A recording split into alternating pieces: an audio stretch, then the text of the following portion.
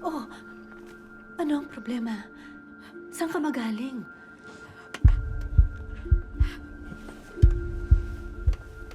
Ano yung tinutukoy mo tungkol sa batas?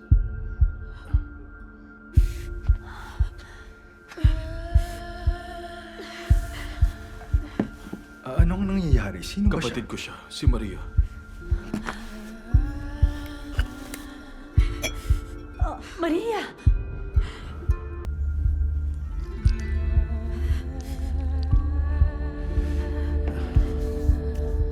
Hinahayaan mo siyang hawakan ng paa niya. Nakakahiya yun. Wala ka bang natutunan sa mga sinabi ng guro?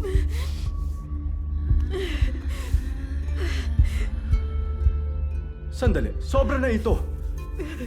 Jesus, Pinagpala ka, hari ng sanlibutan, dahil inayos mo ang lahat ng bagay.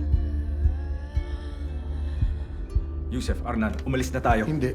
Gurong si Muel, naiintindihan ko. Hindi ka aya-aya ang ginagawa niya sa harap ng lahat. Hindi tayo dapat makitang nandito habang nasasaksihan niya. Iimbestigahan natin. Sabi mo. Papa.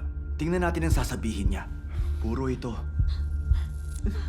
Pinakamataas na kalidad. Anong inaalala mo, Judas? Sabi mo lang na ang pangangalaga sa mahihirap ay pareho sa pangangalaga sa Mesiyas. Tama! Nakinabang sana ang mahihirap. Magagamit ito sa kahit ano, sa mga gamit, sa bahay, sa mga kailangan natin. Pero ito, pagsasayang lang ito. Hayaan mo na siya. Maganda ang ginawa niyang yun sa akin. Habang panahon kasama ninyo ang mga dukha, anumang oras magagawa niyo sila ng mabuti. Pero hindi niyo ako makakasama ng matagal. Ginawa niya ang makakaya niya.